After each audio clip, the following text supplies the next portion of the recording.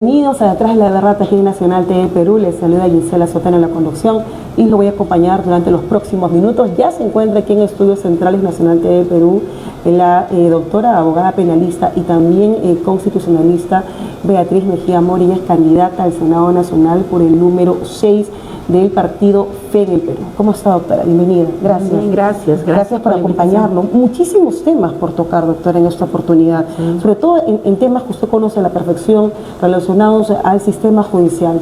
Ha habido muchos cambios desde que el Congreso ha tenido muchísimo poder y hemos visto cambios importantes en varias instituciones que repercuten justamente en las resoluciones que estamos viendo. Bueno, el cambio es para mal, no son cambios para bien, porque o sea, los cambios para bien son bienvenidos, pero los cambios para mal no.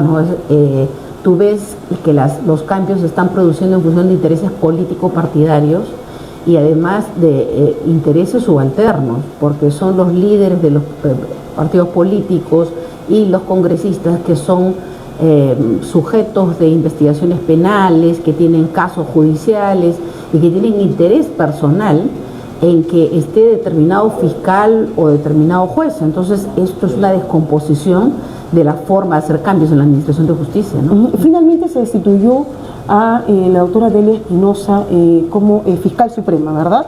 Ella se encuentra ya de por sí inhabilitada por el Congreso de la República para ejercer justamente una función pública por un periodo de 10 años. Pero ha pasado muchas cosas con respecto a la fiscal Delia Espinosa. Tenemos ahora un fiscal interino, que bueno, ya no es interino, acaba ya de ser nombrado, de ser reconocido.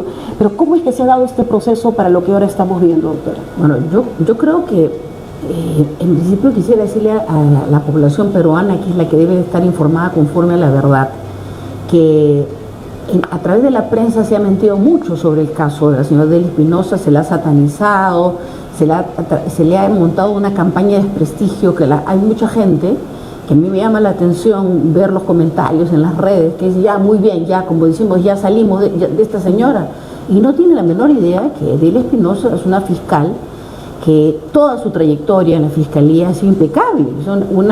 En el sistema de justicia, sobre todo los abogados litigantes, conocemos muy bien quién es el fiscal honesto, quién es el fiscal deshonesto, quién es el juez honesto y quién es el juez deshonesto. Entonces conocemos perfectamente, de tal manera que cuando a un fiscal o juez que llega al nivel supremo, que es porque ha tenido una trayectoria impecable, créanme que no es fácil llegar a ser fiscal supremo o vocal de la Corte Suprema, o sea, juez supremo.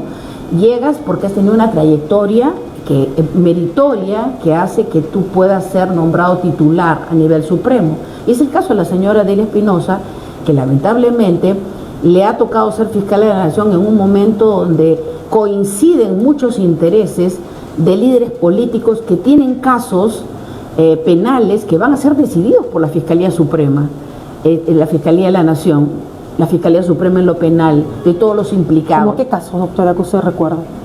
Bueno, empezando por el caso de los cócteles, siguiendo por los casos que tiene el señor Acuña, el señor Luna, y todos estos congresistas que han votado para inhabilitar a la señora Delia Espinosa, todos estaban siendo investigados. El caso de los niños.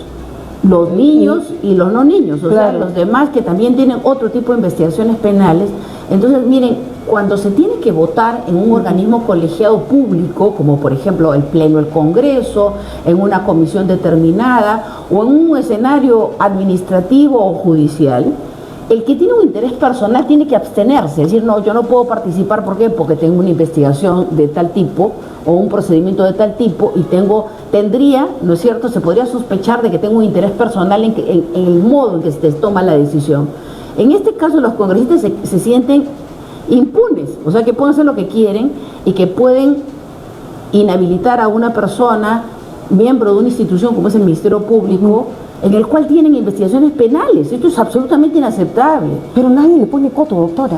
Estamos en un sistema en que aparentemente estas instituciones que van a impartir justicia o que están encargadas de alguna manera de fiscalización, lo que hacen es, al contrario, es validar lo que está pasando. La Junta Nacional de Justicia es un aparato político. Lamentablemente, este Congreso lo que ha hecho es cooptar, o sea, controlar, tomar el control de los organismos de los cuales depende la organización judicial. Entonces la Junta Nacional de Justicia, que antes era el Consejo Nacional de Magistratura, lo han cooptado, pues, o sea, lo han tomado políticamente. Tan es así que encuentras gente que ha pertenecido a partidos políticos, otros que han tenido actividad política, y gente que si tú revisas su trayectoria en materia de derecho y administración de justicia, no son pues personas notables en materia judicial. Es congresistas también. Así es, como para que tú digas, bueno, pues para llegar a nombrar jueces, a evaluar jueces, tú tienes que tener pues una trayectoria impecable en materia judicial, y estos señores no la tienen, ¿no? Entonces, el problema aquí es que más bien sí tienen una vinculación directa con los poderes fácticos de políticos que en este momento están dominando el país a través del Congreso. Están respondiendo justamente para lo que fueron colocados, porque de esto se hablaba hace muchísimo tiempo. Hace muchísimo tiempo se decía que el Congreso está justamente tratando de capturar las instituciones. En tanto, la Fiscalía, ya tienen ahí al señor Tomás Aladino Gálvez, que no parece estar muy preocupado por los temas de corrupción que vuelven al gobierno, el señor José Gerí y otros también personajes, ya sea el Congreso o otros líderes políticos que tienen también cuestionamientos serios por procesos que tienen en curso. Y también tenemos a otras instituciones, que es la Junta Nacional de Justicia, la Defensoría del Pueblo. O sea, ¿por qué el Congreso tiene tanto poder para justamente hacer esto? Colocar, digamos, a dedo o direccionar a ciertos personajes que lo van a beneficiar. Bueno, lo que pasa es que la manera de elegir a los miembros del Tribunal Constitucional depende del Congreso, o sea, está en las facultades del Congreso. El nombramiento de la Junta Nacional de Justicia la han politizado, porque antes el Consejo Nacional de la Magistratura, y que lo fue reemplazado por la Junta, esto fue una cosa que hizo Vizcarra con precisamente el objetivo evidentísimo, ¿no? O sea, era muy notorio que lo que querían era tomar control del sistema de selección y nombramiento de los magistrados, y también de lo que es la destitución de magistrados, la ratificación de magistrados por medio de un organismo político. Entonces lo que han hecho es constituir un organismo político. Para eso hicieron esta recomposición del comité que elige a los miembros de la Junta Nacional de Justicia. Porque ¿por quiénes está compuesto? Está el defensor del pueblo, lo preside, y el defensor del pueblo lo nombran políticamente. Entonces ya tú ves ahí que hay un control, ¿no? Y después está el Contralor de la República, que en su momento fue Nelson Schack, también puesto políticamente por el gobierno de PPK, ¿no es cierto? Eso fue... El Contralor que ahora no dice nada. Ahorita quien el Contralor que sea no dice absolutamente nada de lo que estamos viendo. Antes tenía una posición más política, digamos, o tenía más presencia con respecto a las denuncias que se daban. ¿Cuál es? ¿El nuevo Contralor? Claro. Bueno, lo que pasa es que el nuevo Contralor lo han silenciado de una manera bien deshonrosa, que es... cortarle el presupuesto, o sea, le están limitando el presupuesto a la Contraloría, como diciendo, estás haciendo denuncias, entonces no vas a tener presupuesto, y entonces la Contraloría no puede funcionar si no le aprueban las acciones digamos, el presupuesto, digamos, para determinado tipo de acciones, se queda pues, como un organismo muy limitado, ¿no? A sus OSIs, o sea, a los órganos de control institucional. Y por lo visto que le habrán dicho, pues, ¿no? Me imagino yo que le habrán dicho que mejor te quedas callado porque si no va a haber un problema institucional, ¿no? Más serio, ¿no? Entonces ese es el tema de la dependencia que tiene la Contraloría del gobierno de turno, porque el gobierno de turno decide si le da o no le da presupuesto a la Contraloría, y ese es el problema que en este momento tiene este organismo, ¿no? ¿Quiénes más componen la Junta Nacional de Justicia? Pero en su momento a Schack lo ponen para hacer lo que hizo, que es desmantelar la Contraloría. La Contraloría General de la República, que Nelson Schack desmantela, era la mejor institución de la administración pública peruana. Había sido conformada por gente de primer nivel intelectual, moral, con una gran trayectoria en control. Era gente muy honesta, gente muy buena. Y lo que hace este señor Schack, entra y lo además amenaza, porque dice, voy a auditar a la Contraloría. Y dije, van a desmantelar a la Contraloría.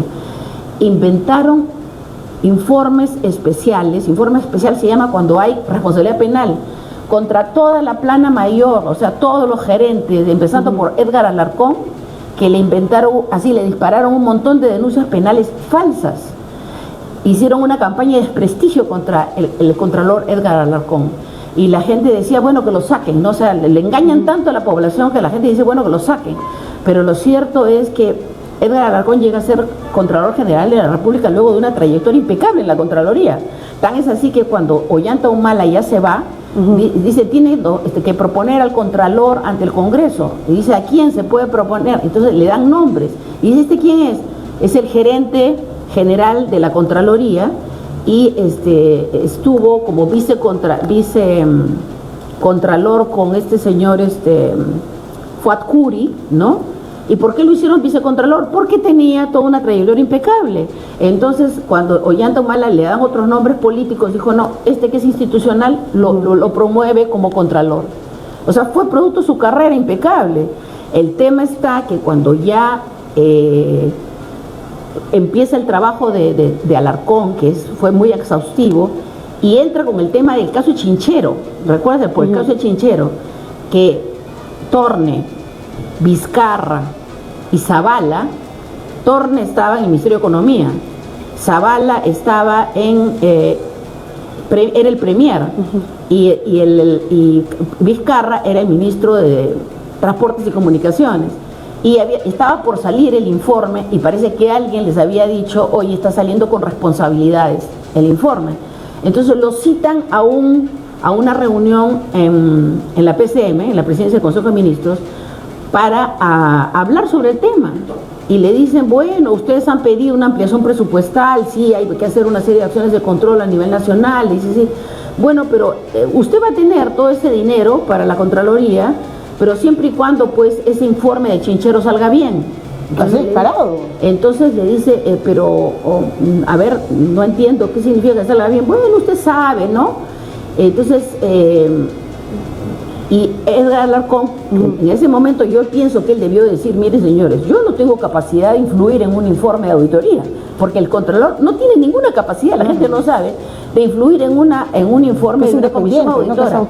Son totalmente autónomos, y si el Contralor les dice, háganme para este sentido u otro sentido, un delito, ¿no? Hacen un memorándum y se lo reportan por escrito al Contralor, dejan constancia de eso. O sea, si una vez, me acuerdo que el Contralor Matute, que también era recontra recto, solamente les pidió que se apuren a una comisión auditora, no les dijo absolutamente, sino simplemente porque estaban reclamando el informe, que se apuren, no, le hicieron un memorándum y diciendo, señor, si nosotros nos vemos obligados a entregar de una vez el informe, vamos a omitir esto, vamos a omitir el otro, vamos a omitir el otro, entonces si usted asume la responsabilidad, nosotros devolvemos los documentos. Se quedó calladísima porque no podía intervenir. O sea, el Contralor no puede intervenir, y los auditores de ese tiempo se sabían que tenían su autonomía y no se dejaban pisar el poncho por nadie. Entonces, en este caso, así hubiera querido Edgar Alarcón influir en esa comisión auditora, no hubiera podido, pero él no era eso, era el tema que él se indignó de ver que le estaban negociando, digamos, amenazando, el presupuesto de la Contraloría con el hecho de arreglar el informe. Entonces, y él me le preguntó, ¿y qué pasa si no? Le dijo así simplemente para que bueno, va a haber problemas, sutilmente le contestó Zavala, va a haber problemas. Y hubo problemas. ¿Cuáles fueron los problemas que hicieron? Les inventaron denuncias penales a Alarcón y a todos los gerentes, toda la plana mayor, toda esa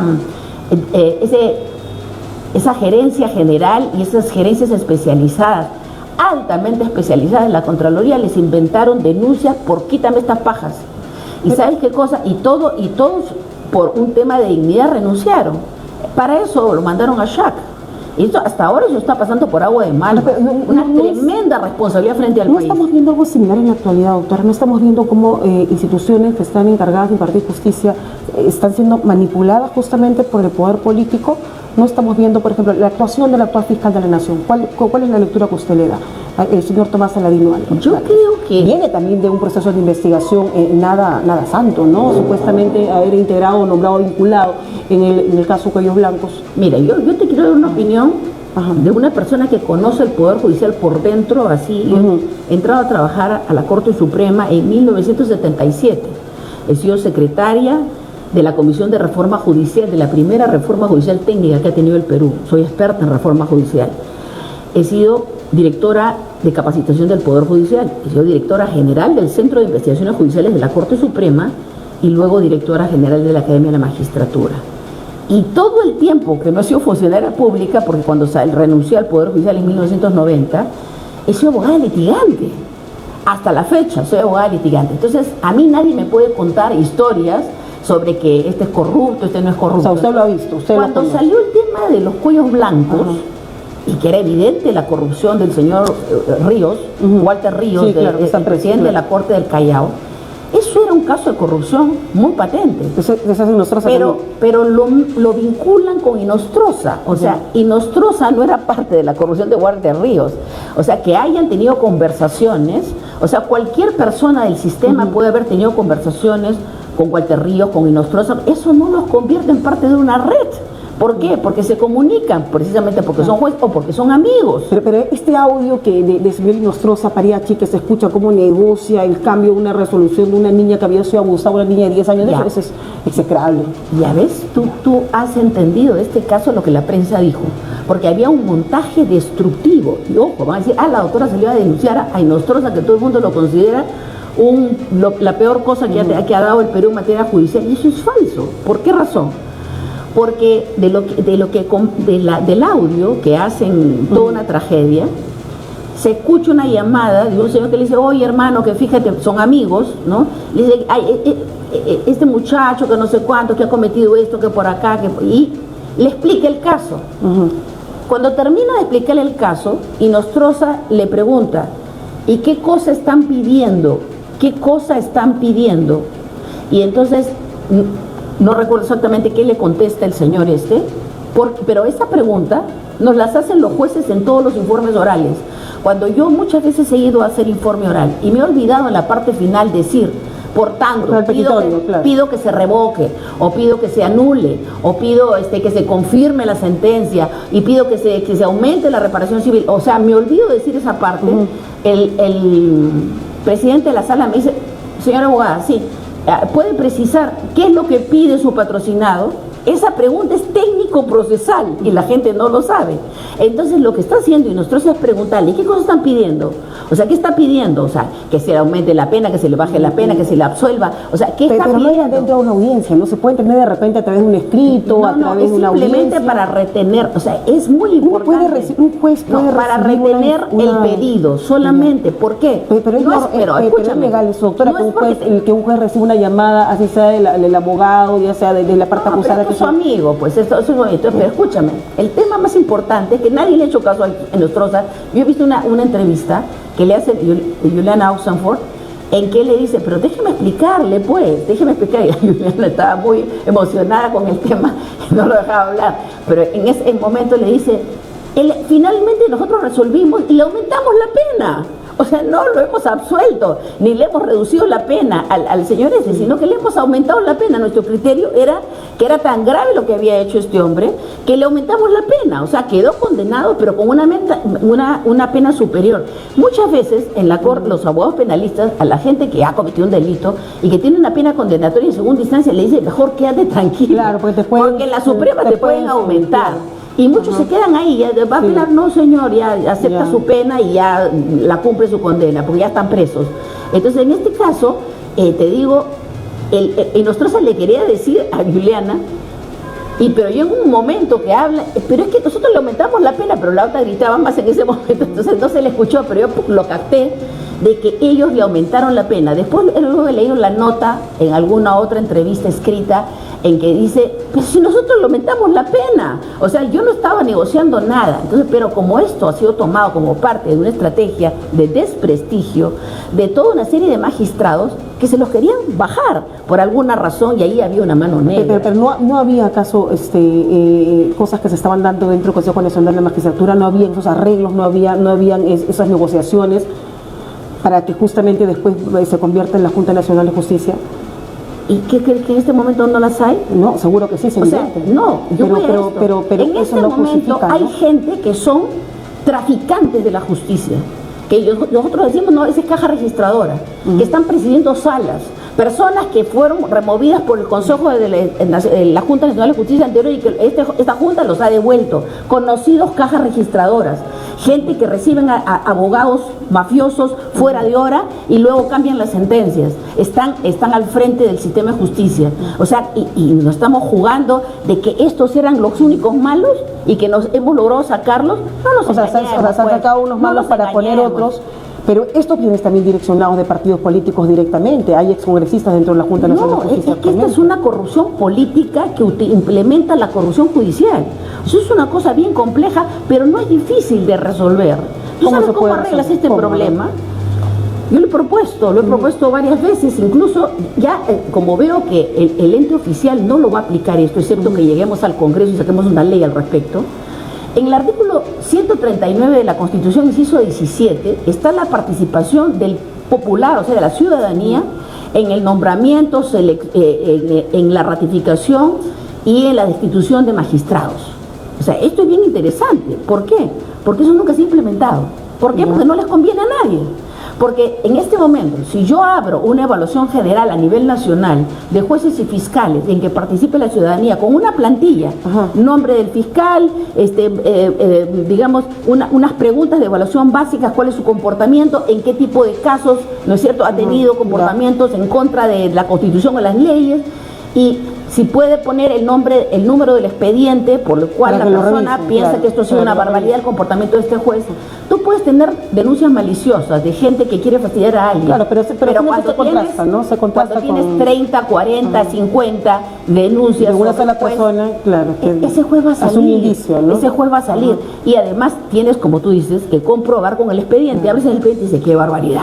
O sea, realmente, mira, cuando yo tenía 20 años, hacíamos los anales judiciales de la Corte Suprema y revisábamos la jurisprudencia, o sea, las sentencias de todo el país, de Corte Superior y Corte Suprema, y cuando yo revisaba las sentencias, a veces movía la cabeza, y me dice, ¿qué pasa, doctora? Esta sentencia tiene precio. Claro. ¿Por qué? Porque este juez no puede ser tan ignorante. Esta sentencia tiene precio. O sea, uno, con la experiencia que tiene, uno puede leer una sentencia y darse cuenta que han forzado el derecho para darle la razón a quien no la tiene porque ha habido plata de por medio. De hecho, o algún otro. Inclusive parece que copiar el argumento de defensa de la parte que ha sido acusada. Así es. O sea, hay sentencias que sí, a veces dan miedo y como usted dice, no es que sean ignorantes, es que evidentemente ha habido dinero de por medio que los ha obligado a torcer justamente la voluntad de los jueces, ¿no? Así es. Ahora, pero también cuando estos casos van a las instancias justamente de fiscalización, van a lo DECMA, que sé yo, o el lugar que le corresponde, demora muchísimo. No, además estos organismos parece que quisieran cansar al litigante para que lo protegen, se protegen, ¿no? O sea, no lo sacan, o sea, son amigos, forman parte de los mismos círculos sociales, o sea, no he visto que, excepto que haya habido pues un juez borrachín que vino de provincia y que estuvo por ahí, que lo sacaron porque había recibido una coima, una cosa media grosera, pero después el resto digamos, los cuellos blancos del sistema de justicia están paraditos y nadie los ha tocado. Entonces yo veo que estos famosos cuellos blancos que dice ha sido una persecución de cierto sector en contra de ellos, de esas personas con nombre propio. Pero la actuación del fiscal actualmente, Tomás Aladino Gálvez, ¿qué lectura le da usted? ¿Cómo lo ve como fiscal? Yo lo conocí al doctor Gálvez como un fiscal correcto, honesto, dedicado a su trabajo. Se ha metido digamos, en el candelero cuando llegó a la Suprema y han querido sacarlo. No, pero él está ya nombrado, a quien han destituido es la doctora Delia Espinosa. Recuerda que lo sacó la Junta anterior, lo sacó, regresó. Ha hecho un juicio y el juicio lo ha ganado y lo han devuelto. Entonces ahora lo han nombrado fiscal de la Nación titular, lo cual me parece bien. Porque lo que pasa es que estando de interino, tú estás en una situación que, bueno, pero ¿qué pasa con la doctora Delia Espinosa? Porque acá hay un enredo tremendo, ¿no? Desde que estaba la fiscal Patricia Benavides, que ayer ha sido suspendida por periodo de 6 meses para el ejercicio del derecho por el Consejo de Ético del Colegio de Abogados de Lima, y por casos que se han argumentado, ¿no? Por esto que ella inclusive juramentó no inmiscuirse en las investigaciones que se realizaba su hermana Emma Benavides Vargas, y otros casos también, y por haber faltado supuestamente a la ética, ¿no? Pero ¿qué pasa desde esa época? Que la señora fiscal, la señora Patricia Benavides sale, luego es nombrada la señora Delia Espinosa, luego esta se retira, luego hay otro pedido de reposición, y han estado en un enfrentamiento que ponía en tensión al Ministerio Público hasta llegar a la figura de Tomás Aladino. Lo que pasa es que han sido los tentáculos de la política interviniendo el Ministerio Público. Lo que ha hecho la señora Delia Espinosa es defender la institucionalidad del Ministerio Público. Le critican mucho que hizo una vigilia ahí en su despacho ese día, que trataron de meterse a las patadas, y lo que ella hizo no era defender su cargo. La señora Delia Espinosa se va con su sueldo íntegro a su casa. Si es una señora que no sé, creo que tiene cerca de 40 años de servicio. O sea, no era que una estaba... carrera intachable, además. Así es, no tenía por qué defender su cargo. Lo que ella estaba defendiendo era el cumplimiento de la ley. O sea, no es posible que lo que hizo la Junta de disponer que entre la otra señora cuando la fiscal de la Nación elegida por la Junta de Fiscales Supremos, porque hay que tener en claro que la Junta Nacional de Justicia no nombra al fiscal de la Nación, lo nombra la Junta de Fiscales Supremos, y quien había nombrado como fiscal de la Nación a la doctora Delia Espinosa era la Junta de Fiscales Supremos. Entonces, en el momento que llega una notificación y dice que le entregue el cargo a la otra señora, eso es ilegal, y encima faltaban firmas. No estaba la firma del doctor Tábara, ¿no? Estaban las firmas incompletas, y para este tipo de disposiciones, como era reponer a la señora Benavides, tenían que tener las firmas completas. Entonces hacen una consulta, ella hace una consulta y mientras tanto no se deja avasallar. Entonces se necesita un fiscal de la Nación así, a mí me parece bien el coraje de defender. En ese lado estamos totalmente de acuerdo, doctora, porque también creo que es una injusticia tremenda la que se está haciendo con la doctora Delia Espinosa, la humillación que se le está haciendo a sus tantos años de trayectoria, pero si uno escucha la audiencia también a la cual ella ha asistido, y también a los que han participado en la supuesta vigilia, que lo ven como un pecado. Que se le pregunte a los que han asistido: ¿usted asistió? Cuénteme, ¿quién invitó y por qué asistió? Es un derecho que uno tiene. Si yo quiero asistir a una vigilia, una misa, lo que sea, eso es motivo para que yo sea destituida, para que sea sancionada. Sobre todo que ahí en la fiscalía pues hay mucha gente cristiana. Yo no creo que a ella se le ocurrió hacer una vigilia. No, debe haber sido una iniciativa de los propios empleados de reunirse porque se sentían avasallados por una aplanadora de poder maligna. Y entonces, ¿qué hago yo en esas circunstancias? ¿Me pongo a orar? Pues a mí se me hubiera ocurrido de repente lo mismo. Pero ¿saben qué cosa? No, pero le endilgan a ella la responsabilidad. Y ella, en ese momento, lo que pidió fue el respaldo de los fiscales. Los fiscales subieron a respaldar, hicieron lo correcto. Era lo legal y moralmente correcto. Que estén en este momento persiguiendo a la gente que fue a participar en ese momento de un acto de respaldo institucional a la Fiscalía de la Nación me parece sumamente cuestionable y demuestra la crisis moral de nuestro país. De que como la gente que en este momento se está, digamos, empoderando, carece de toda capacidad moral para estar donde está. Esa es la realidad. ¿Qué tenemos que hacer desde el Parlamento, doctor? Usted está postulando para el Senado Nacional con el número 6 por el partido FE en el Perú. ¿Qué cambios hay que hacer si usted fuera elegida? ¿Cuáles serían las principales propuestas que usted estaría en estos momentos alcanzando? Y lo primero que haría si llega a ese cargo. Bueno, lo primero que hay que hacer es reordenar el sistema legislativo, toda esa andanada de leyes que nos han aprobado, que van en contra del orden constitucional, en contra de la razonabilidad del derecho procesal penal y la garantía de los derechos, no solamente de las personas involucradas en un proceso penal, sino también de las víctimas. Acá se ha hecho caso omiso, hay una búsqueda de beneficio de gente que está en curso en investigaciones penales para que no sea tocado ni en su patrimonio, ni que no se les pueda embargar absolutamente nada, ni confiscar nada, y eso está favoreciendo a las organizaciones criminales. Se ha reducido el plazo de prescripción de un proceso penal a 1 año. Son cosas risibles, o sea, no tienen fundamentos jurídicos, están atentando contra digamos, la razonabilidad jurídica del deber ser del derecho penal en el Perú. Hasta donde hemos llegado es que gente que no son abogados están decidiendo cómo debe estructurarse el sistema judicial del país. Entonces, eso hay que cambiar. Dicen que no son leyes pro crímenes. Y lo dicen abiertamente. Son leyes pro su crimen, no solamente pro crimen, porque al final, como en segundo plano, están protegiendo al crimen organizado, pero están favoreciendo su propio crimen, porque ellos están cometiendo delitos. Por ejemplo, esto de inhabilitar a una fiscal de la Nación porque los ha denunciado. Eso es abuso de autoridad, es incumplimiento de deberes de función y son delitos comunes. Eso, el caso de abuso de autoridad y incumplimiento de deberes de función son delitos contra la administración pública.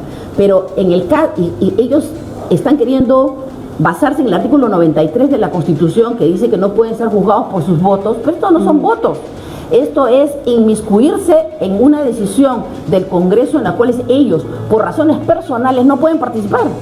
Entonces, si yo estoy impedido éticamente, moralmente, de emitir un voto en un asunto que está directamente relacionado con un caso en el cual estoy siendo sometido, ¿cómo me voy a pronunciar? Deben inhibirse, ¿no? Ese procedimiento es nulo y se podría plantear la nulidad y sin inhabilitación en sede judicial. y me imagino que lo están haciendo. Ese acto es nulo, no puede ser validado ese acto. Pero sin embargo ha sido ya la señora Delia Espinosa. Sí, claro, o sea, en este momento y debemos ser conscientes, los peruanos que están aplaudiendo por desinformación, yo diría de la verdad, que están aplaudiendo que hayan sacado a la señora Delia Espinosa, no saben que esto nos lesiona a todos.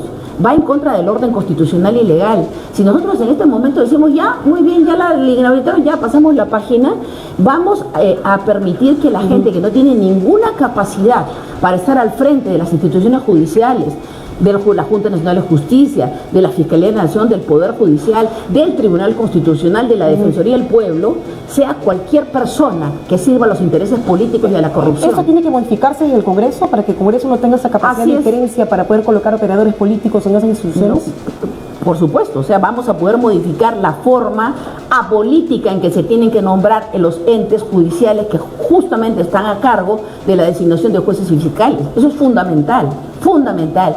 Y hay que tener en cuenta algo más, porque en este proceso que ha habido una tendencia más bien de cooptación política de los organismos claves del aparato del Estado, esa vuelta a la toma de empoderamiento de la civilidad, o sea, de los ciudadanos en las decisiones de su país, eso es parte de un proceso que tiene que pasar necesariamente por la legislación, pero también con un comportamiento democrático y de participación activa. Yo quiero en este momento solidarizarme con las víctimas de los atentados que hubo contra la ciudadanía, que salió a protestar en contra de la barbarie que se produjo desde el año 2022 en adelante, donde murieron muchas personas inocentes y donde las mandaron a matar, porque hemos visto que salieron líderes de opinión a decir que había que ponerles un balazo, ¿no es cierto?, de frente en la cabeza, sí. De frente en la cabeza, de frente entre los dos ojos, ¿no? Y todavía direccionando así con el dedo. Esto creo que está pasando porque hemos permitido y seguimos permitiendo que la gente que no debería estar al frente del país lo esté. Entonces creo que hay una gran responsabilidad por parte de nuestra población en este momento de que el día que vaya a votar, no va a votar por una persona que le cae bien, va a ir a votar por su futuro, por su integridad, por su vida, por la vida e integridad de su familia y por el futuro del Perú. Entonces, los derechos humanos, creo que estamos regresando a etapas oscuras de nuestro país, ¿no? El año, en la gestión de Dina Boluarte se asesinó a aproximadamente 50 peruanos y hasta ahora no encuentra justicia. Y lo que es peor, esta disolución también de estas comisiones especiales del Ministerio Público afecta también el trabajo con respecto a las investigaciones que se estaban realizando. EFICADIT era un grupo especial también que estaba justamente viendo estos casos y por eso también en la protesta están viniendo y en cuestión de horas se va a dar ya esta movilización aquí en la capital solicitando que no quede este caso en impunidad, porque hay muchos congresistas que piensan que esto ya hay que olvidarnos, que fue parte del trabajo de las Fuerzas Armadas.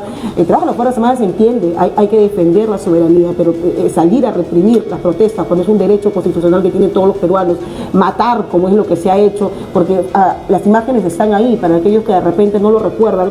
Yo recuerdo claramente esos días que inclusive los enfermeros del hospital de Juliaca salían llorando a pedir que no se mate más gente, porque eso es lo que estaba pasando, gente que ni siquiera estaba inclusive dentro de la protesta, adolescentes también que fallecieron de esta forma. Nadie evidentemente debe morir de esta manera, y si eso ocurre, evidentemente tiene que someterse a un proceso judicial, y es correcto que estas personas se encuentren justicia.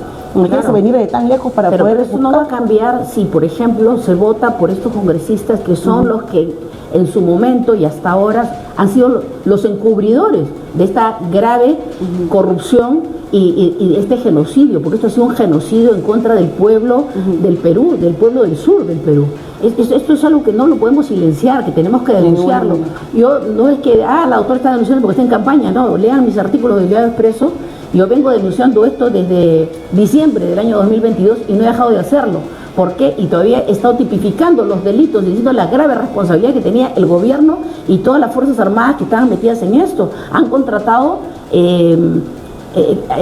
francotiradores que entraban, se les ha visto en los videos, que disparaban así, simplemente la gente estaba corriendo por su campo y les disparaban como si fueran conejos, que estaban como si estuvieran jugando a la caza.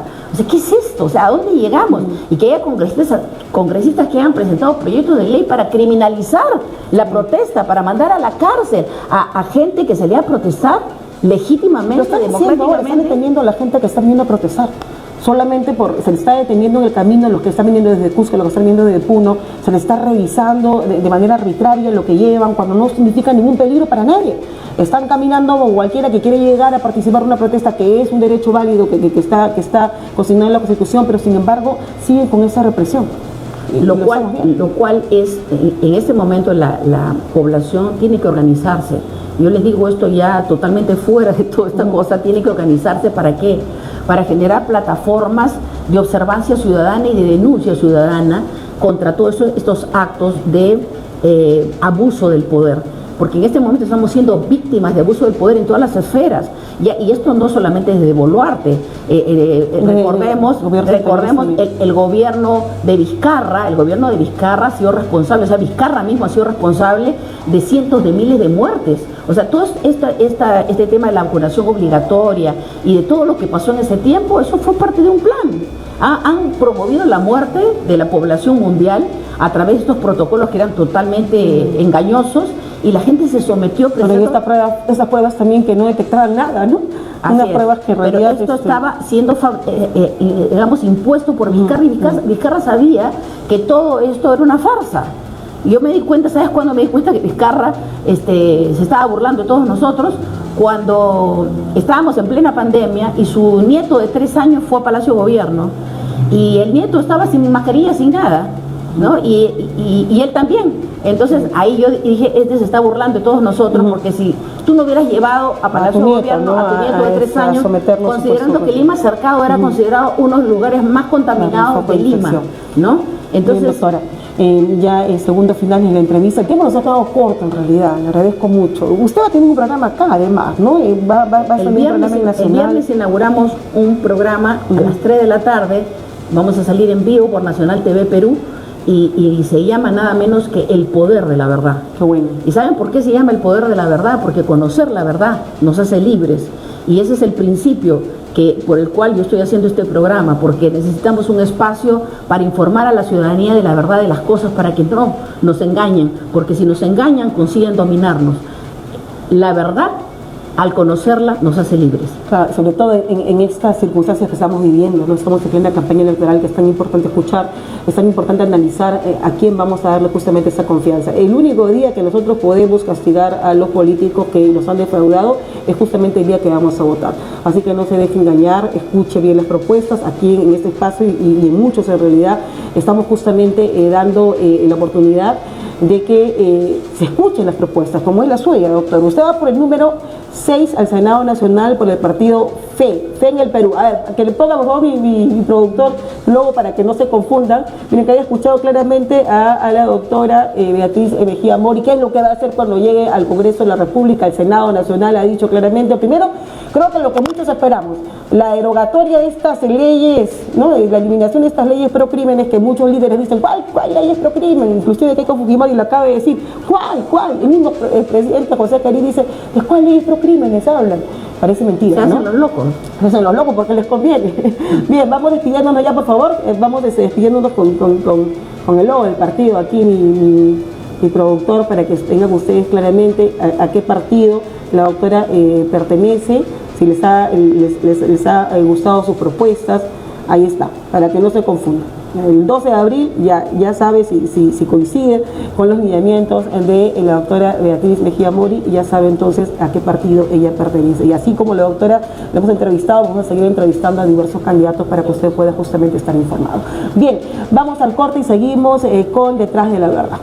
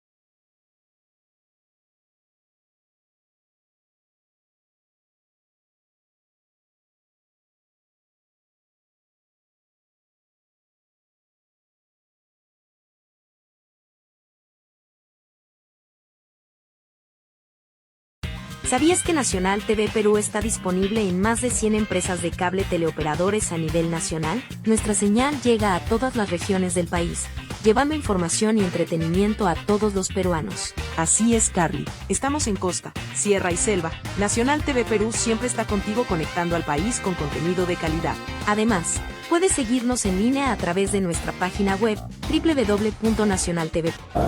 Continuamos en Detrás de la Verdad, aquí en Nacional TV Perú. Vamos ya con el último bloque y vamos también a seguir escuchando a más candidatos en esta oportunidad.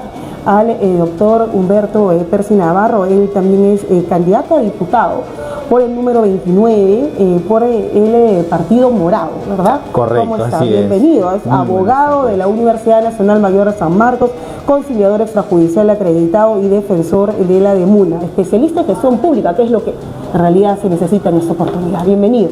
¿Cómo está, doctor Navarro? Muchas gracias, Gisela.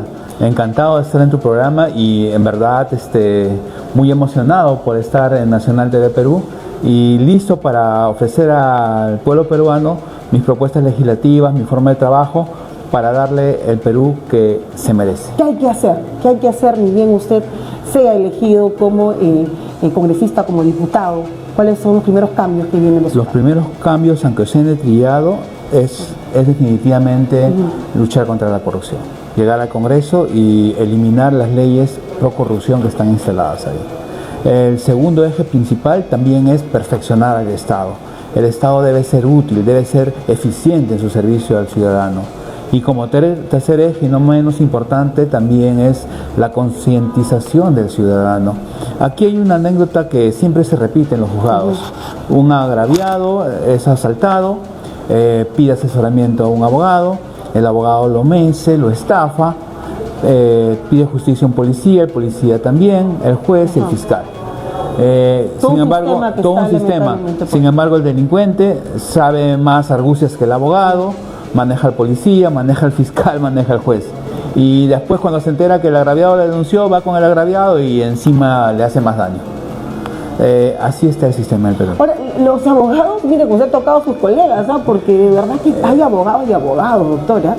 Y yo creo que la clásica, lo veo siempre, con muchas personas que han venido a denunciarlo. En fin, esto lo veo, uno ya lo ve siempre. Yo toco diferentes temas y algo que es recurrente es, contratas un abogado, no llega ni siquiera a terminar la primera instancia, de repente direcciona el tema, de repente presenta el escrito, y después ya no lo ves más al abogado. Ya cobró de repente más del 50%, de repente cobró toda la primera instancia y no lo ves más. Y lo que es peor, que pone en grave riesgo la situación legal de su patrocinado porque pierde contacto, se fuga. Entonces siempre vemos que un caso que empieza con un abogado no termina con en la mayoría de los casos. Termina de repente con el segundo, con el tercero, después de una amarga experiencia para el litigante. ¿Qué hay que hacer ahí? Te doy toda la razón. Sin embargo, obviamente no tenemos que generalizar. Todos, ¿no? Pero como que se repite mucho, ¿no? Sí, pero imagina que esta persona que contrata al abogado, en la primaria, en el colegio le enseñaron qué es la Constitución, qué son las leyes, qué son los principios, qué son los valores. En la secundaria le enseñaron cómo funcionan los poderes del Estado, cómo funcionan las instituciones públicas, qué hay que hacer en una comisaría, qué hay que hacer en un juzgado. ¿Tú crees que teniendo este conocimiento va a ser fácilmente estafado por un abogado malicioso? Él mismo va a tener la capacidad de hablar con el juez. Pero no todos tienen esa capacidad. Creo que lo que hemos tenido casos judiciales y vemos también constantemente en los juzgados, no todos tienen ni siquiera acceso al juez, cada vez es menos. Cada vez, por ejemplo, hay un horario específico donde el juez puede conversar con el litigante. Nunca es el juez. Uno va a buscar al juez, que dice el juez está en audiencia, porque las audiencias son horas virtuales, que tuvo una emergencia, pero nunca hay nunca ni siquiera el Poder Judicial respeta sus propias normas. Entonces cada vez es más esquivo, es más lejano del ciudadano, y es por eso que tenemos esta desazón y esta desconfianza de la ciudadanía frente a las instancias que imparten justicia. Y como no estamos capacitados en ejercer nuestros derechos, en exigirlos, a la primera puerta que nos cierran nos damos media vuelta. Sí, y no reclaman, ¿no? No reclaman. No reclaman para nada. No, y se pasa en derecho laboral también, por ejemplo. Y está la OCMA, está la ODECMA, y están todas esas instituciones a las cuales uno puede recurrir con la finalidad de exigir justicia, de quejarte con el juez que no te atiende o con la administración que te trata mal. Y todo eso tiene un procedimiento y tiene una consecuencia. Es muy feo en un funcionario público y de más alto nivel tener manchas en su legajo, tener demostrado que ha actuado mal dentro de su ejercicio en la función pública.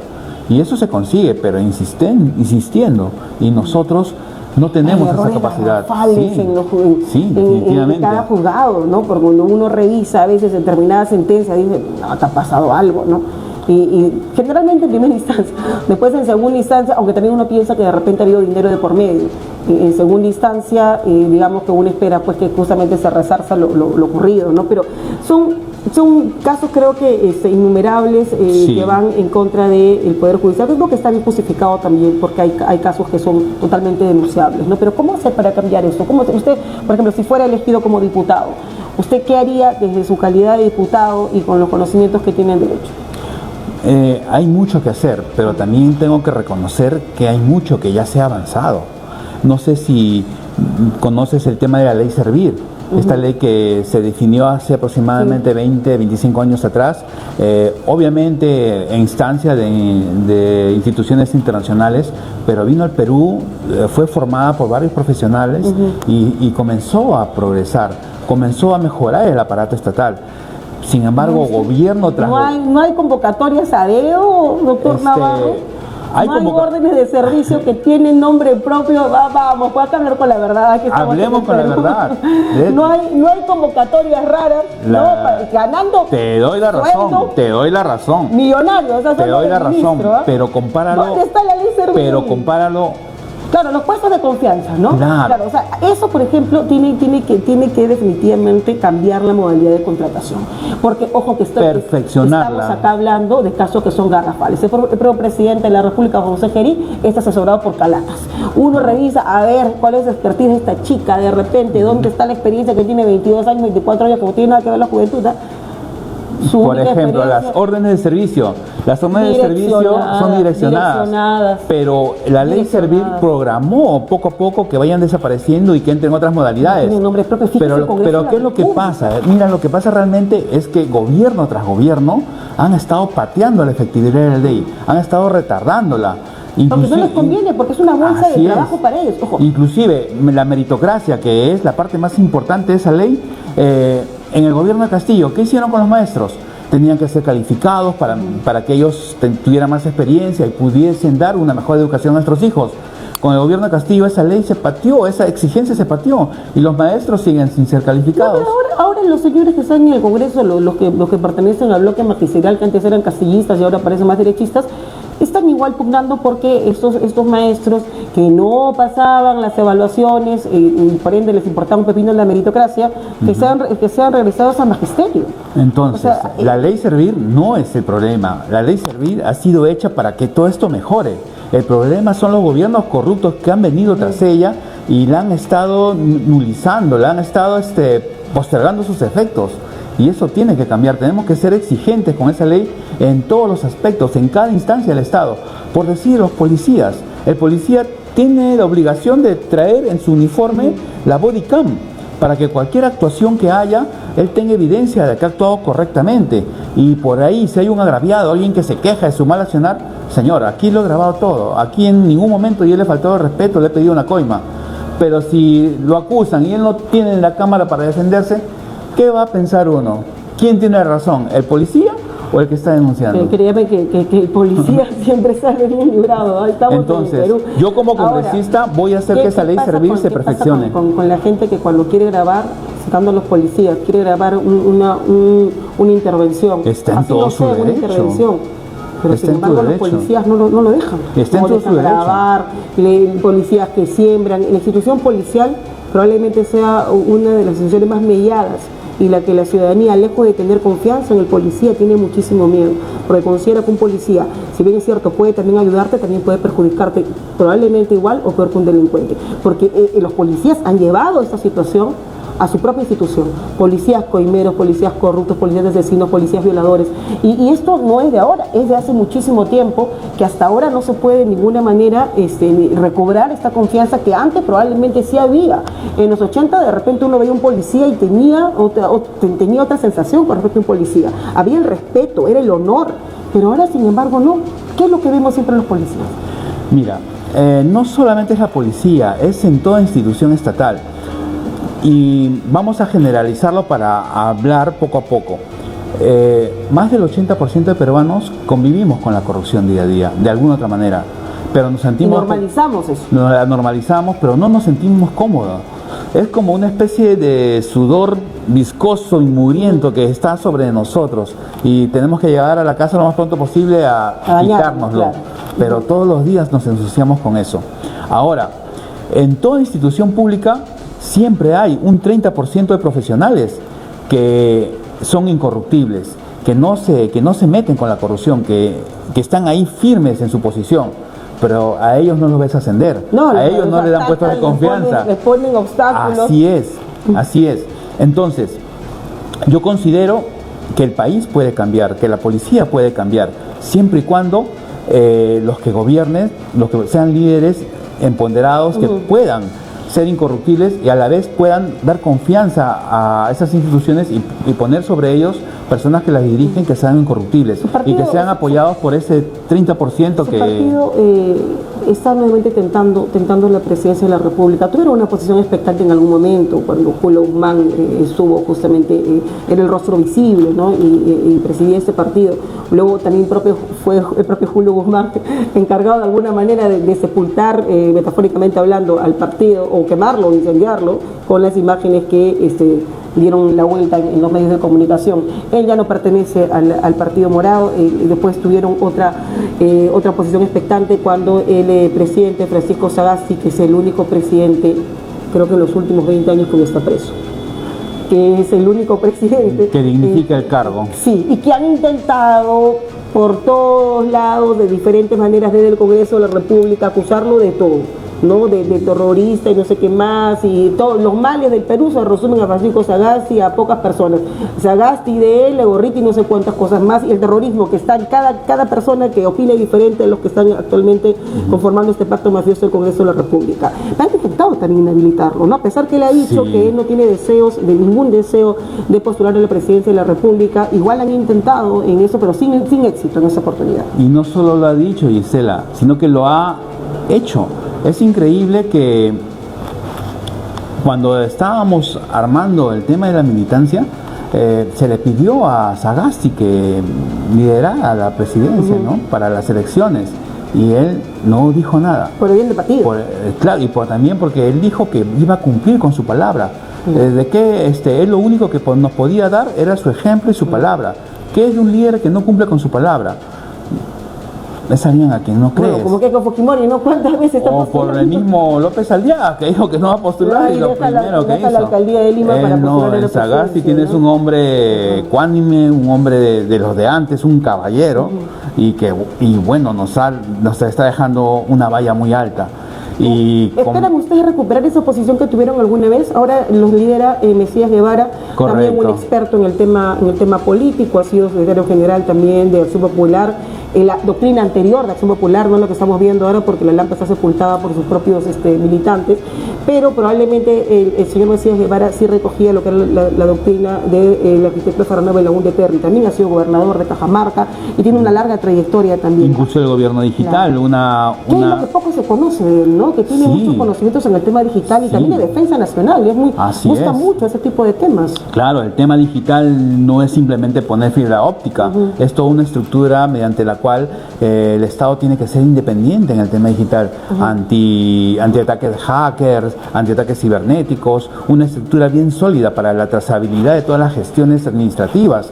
Ahorita hay una cierta trazabilidad. Que es el mismo también, la misma pasión también que tiene el expresidente Francisco Sagasti, ¿no? De hecho cuentan en una ponencia, recuerdo haber ido de don Mesías Guevara, que cuentan cómo es que los une justamente este gusto que tienen los dos, ¿no? Correcto. En el caso de Mesías Guevara, por el tema digital, también los temas también de defensa nacional, que es muy conocedor del tema, y en el caso del expresidente Sagasti, por todo relacionado a esto, ¿no? El tema digital y cómo cambiar justamente el país de esa forma. Así es, imagínate que en su gobierno de solamente 6 meses, uno nos trajo las vacunas que Francisco Vizcarra no pudo conseguir. Para Martín Vizcarra. Martín Vizcarra.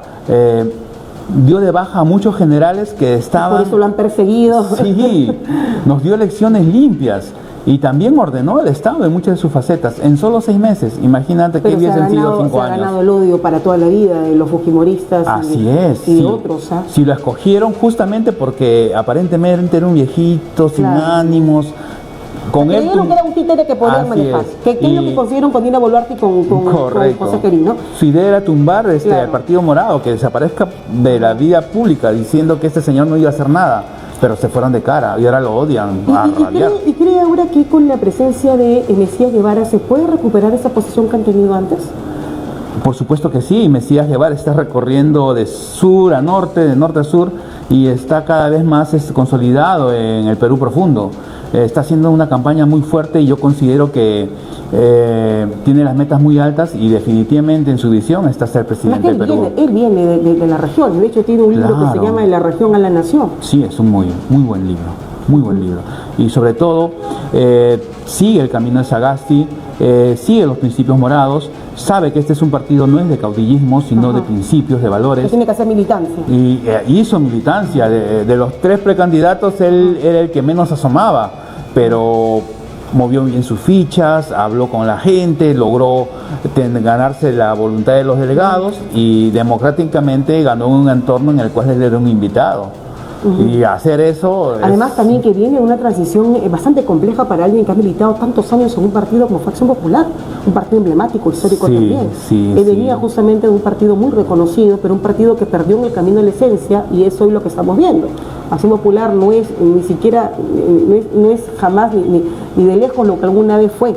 Y él, fiel a sus principios, supo retirarse cuando se dio cuenta de que no iba más, de que no podía seguir en el partido sosteniendo los principios, no se fue en un momento a revista ni por intereses. De alguna manera cómplice, ¿no? Por más cariño que uno pueda tener de repente a un partido que uno fundó, que participó, qué sé yo, si este ya no recoge la esencia del cual se fundó, uno tiene que dar un paso al costado y también retirarse. Claro, y eso también también yo lo entiendo. Yo también he trabajado en instituciones privadas, en instituciones públicas, y también he avanzado hasta cierto lugar, pero de repente por ahí te ofrecen un cargo más alto, pero no, lo que te piden no va acorde con tus principios. Renuncias tranquilamente, das la mano. Pero hay quienes nunca renuncian. No, hay quienes hacen carrera. Hay como Keiko Fujimori que dice, no vaya a participar, y la vemos una y otra vez. Aunque en el caso de Keiko Fujimori ella no está yendo con la intención de ser presidenta, aparentemente. No creo que ella se sabe que no va a llegar a la segunda vuelta, pero ha encontrado una manera perfecta de gobernar sin llegar al poder. A través del Congreso. Del Congreso, claro, correctamente. Y así como ella, otros líderes políticos. El señor Acuña, que mucha gente se burla porque cree que es un hombre de dudosa inteligencia, que probablemente lo sea, no es tanto así tampoco, porque el señor sabe manejarse muy bien, está con todos los gobiernos. A todos les da la mano, a todos los abraza, los apapacha, los recoge, y después es el primero en sacar la vuelta y en clavarles el puñal. Déjame darte mi contexto. Todo esto de la corrupción se pudrió feo en el Perú desde que Fujimori enemistó a la población con los políticos tradicionales.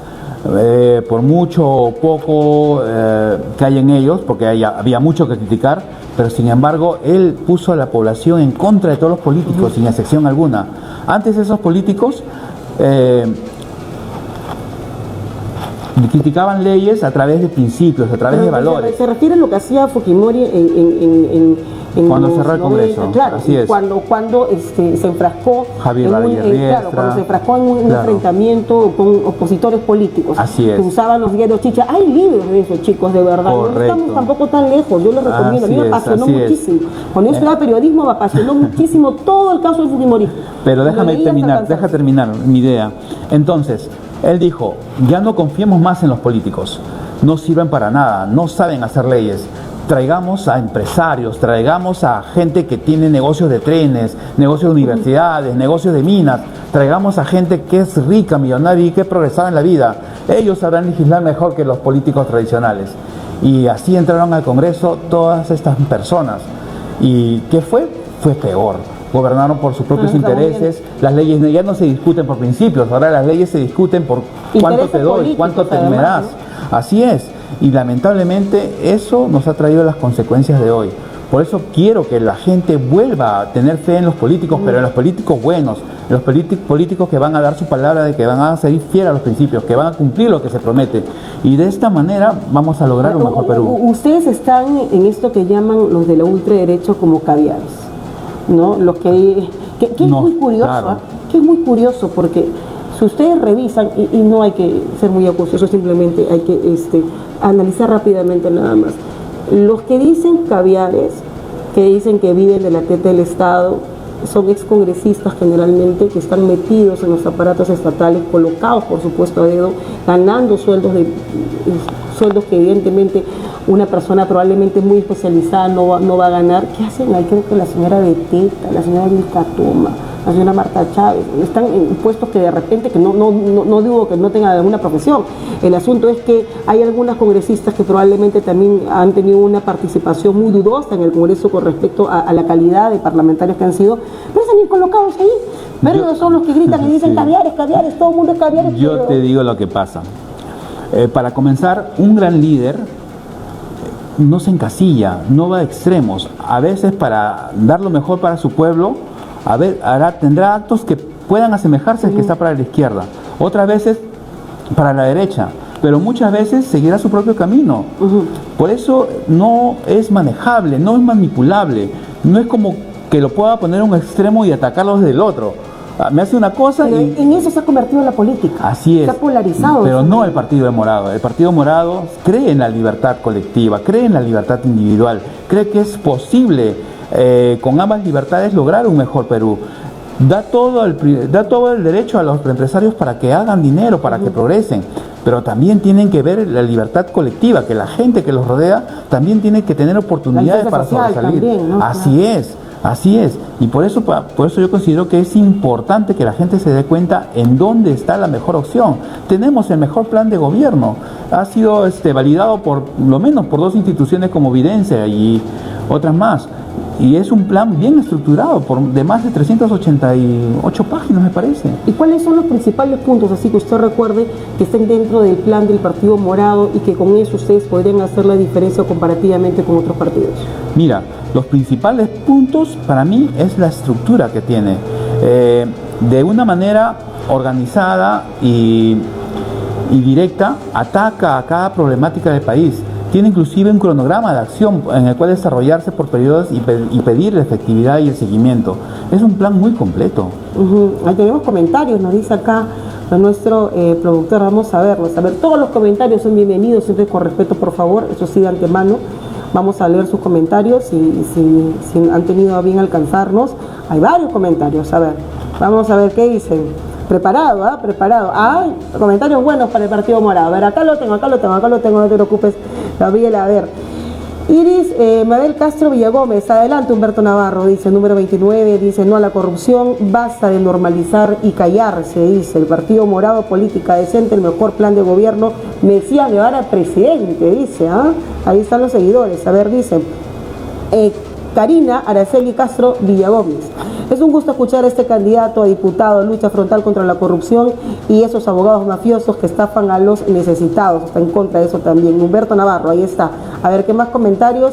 Jorge Espinosa dice, muy bien, Humberto Navarro, estamos de acuerdo y estamos muy atentos para poder elegir. El país necesita candidatos. Ahí también lo está viendo nuestro amigo Richard Gallango, así que compartan, por favor, compartan esa transmisión.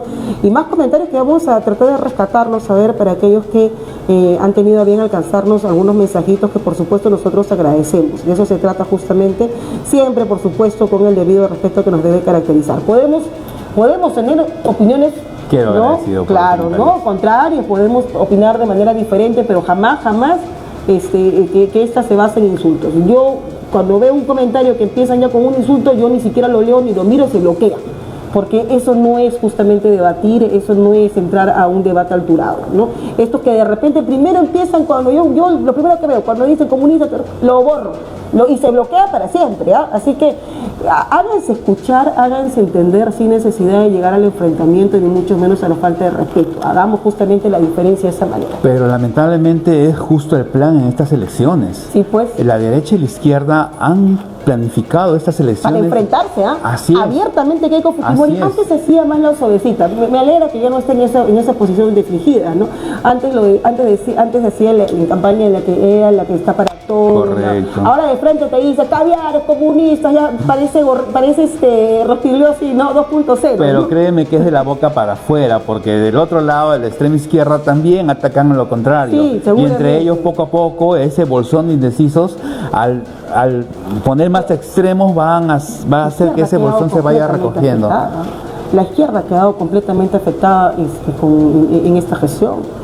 O sea, no hablo por el gobierno de Pedro Castillo, que de izquierda creo que no tuvo nada, menos el de Dina Boluarte. Aquel que cree que el gobierno de Dina Boluarte fue de izquierda, creo que ha vivido en otro país. El gobierno de Dina Boluarte fue un gobierno de derecha. Pero igual. Y dominado por la extrema derecha. Pero es que el kit del asunto, el juez, que ambos extremos tienen su bolsón. Claro. Esa gente que es extremista, que no puede ver más allá y no se da cuenta que está siendo usada. Y ellos confían en ese 5% inamovible, que con esta atomización de las elecciones al final van a ser mayoría. O sea, con 5% van a lograr entrar varios candidatos al Congreso inefables. Ese es el plan. Qué terrible, ¿no? Pero ahí está la señora Keiko Fujimori, eterna candidata. Tampoco va a ganar. Mira, tampoco va a ganar la señora Fujimori, pero no importa que no gane, porque ella ha descubierto la manera de gobernar sin llegar al poder. Ella te contestaría, no ganaré, pero ni tampoco claro, el Perú. Tampoco va a perder porque el Perú se va conmigo, claro, abajo, dice. A ver, ella evidentemente es alguien que no sabe perder, pues, ¿no? Ya. Qué pena por el que salga elegido. Si sale Mesías Guevara elegido, va a tener que vamos a dar la dura batalla. Toda la vida. No, vamos a dar la dura batalla. Estamos concientizados en hacerlo mejor. Inclusive en estas elecciones, yo creo que más es la alegría de todos los candidatos, de ser candidatos, que vamos a tocar puertas, vamos a dar el mensaje a todo rincón que se nos llame. Yo inclusive a todos mis vecinos reparto volantes, qué bueno. Inclusive también hasta a veces recuerdo mis viejos tiempos, me subo a los micros, hablo con los pasajeros y les reparto mis tarjetas. Y la emoción es grande porque las encuestas, la verdad, no nos preocupan mucho. Nos preocupa mucho. Bueno, todavía las encuestas recién están calentando. Claro. Creo que todos los que trabajamos es dar en el ese tema mensaje. político sabemos que los que se encuentran primeros en la foto no son los que van a llegar a la foto final. Es una foto de momento nada más. Los que están ahorita primero, que Keiko Fujimori y Rafael López Aliaga, no van a llegar probablemente a la foto final, ¿eh? Los que están abajo son los que van a emerger. Eso se sabe. La campaña va a empezar a calentar recién marzo, quincena de febrero. Yo creo que en marzo vamos a tener una idea probablemente de quién podría ser, si es que hay un outsider, o quién podría ser, o quiénes podrían ser quienes pasen en la valla electoral. Pero esto que estamos viendo, señores, no, así que... Te doy la razón. Quien se lanza primero es el que primero cae también. Así es, te doy la razón. Yo creo mucho en el pueblo peruano actualmente, creo mucho en la juventud. La juventud de ahora no es una juventud mojigata, no es una juventud comparada con las generaciones anteriores. Poco a poco esta juventud ha ido evolucionando y es más sabia. Yo he participado con ellos, los he apoyado en algunas marchas, en la de Truco, en la terrible muerte de Truco también estuve ahí, y es gente muy organizada, y yo sé que detrás de ellos hay un gran voto escondido de la población que está expectante, que está escuchando, que está viendo tus programas, que ve todo el panorama y en algún momento va a tomar una decisión, y yo creo que esa decisión va a salvar al Perú. Y también en las provincias, ¿sabes? Así que vayan a las provincias, escuchen el voto que se encuentra en las provincias, que es un voto probablemente olvidado y es un voto de protesta. ¿Qué es lo que pasó también cuando Pedro Castillo pasa a la segunda vuelta? Es un voto de protesta de un Perú que por mucho tiempo se ha olvidado y que dio un candidato solamente en campaña. Y vayan a las plazas de las provincias. Por supuesto que sí. Cada plaza en estas épocas. Que no se centralice la campaña en Lima, porque es lo peor que puede hacer un candidato a la presidencia. Pensar que Lima decide una elección, totalmente falso. La elección no la decide Lima. La elección generalmente lo decide el sur. Y vaya que sí. Así es, pero tú fíjate, en cada plaza de las provincias hay gente hablando de política, hay discusiones filosóficas. No sé si ha paseado por la Plaza San Martín y ha visto algunos grupos. Ya, lo que ves en la Plaza San Martín se replica en todas las provincias de Perú. bonito. Sí, es interesante. Estás hablando con gente bonito, culta, con claro. gente que allá tienen sus universidades. Pasan política, no tienen nada que viven- envidiarnos a Lima que no en viven ese alejados aspecto. de lo que pasa en la realidad. Y no hay tanta oposición aquí para que ellos puedan ejercer sus derechos de opinar, ¿no? Bien, muchas gracias, doctor Navarro. Por favor, usted diríjase a sus electores, dígale en qué partido va, por qué número tiene que votar, a ver, y cuáles son sus principales propuestas de ser usted elegido diputado. Correcto. Mi nombre es Humberto Navarro, abogado de profesión. Voy como candidato a diputados por Lima con el número 29 en el Partido Morado. Mis principales propuestas son lucha contra la corrupción, brindar un Estado eficiente y también concientizar al ciudadano en sus derechos y obligaciones.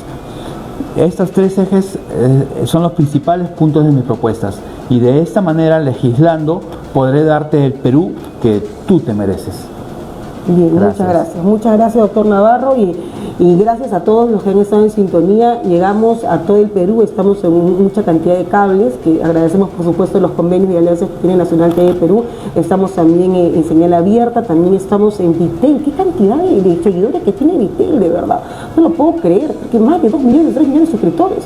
La televisión ha cambiado completamente, ojo, ya lo que antes coincidíamos solamente en la manera de ver televisión en probablemente 2 cableoperadoras, ya no es así, ahora todos por streaming.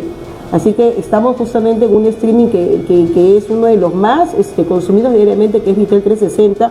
Es un aplicativo gratuito, bájese usted el aplicativo, puede acceder no solamente a este canal, sino a muchísimos canales y completamente gratis. Y también estamos al interior del país en más de 100 empresas cable operadoras que por supuesto agradecemos que tengan a bien difundir los espacios que desde aquí se transmiten desde Lima para todo el Perú y el mundo. Muchas gracias, se despide usted Gisela Sotelo, que es en Sintonía Nacional TV Perú. ¿Sabías que Nacional TV Perú está disponible en más de 100 empresas de cable teleoperadores a nivel nacional? Nuestra señal llega a todas las regiones del país, llevando información y entretenimiento a todos los peruanos. Así es, Carly. Estamos en costa, sierra y selva. Nacional TV Perú siempre está contigo conectando al país con contenido de calidad. Además, puedes seguirnos en línea a través de nuestra página web www.nacionaltvperu.com. Es la forma más fácil de vernos desde cualquier dispositivo, estés donde estés. No olvides seguirnos también en nuestras redes sociales para enterarte de toda nuestra programación y las noticias más importantes del país. Nacional TV Perú está presente en cable y en línea. Somos el canal que une a los peruanos.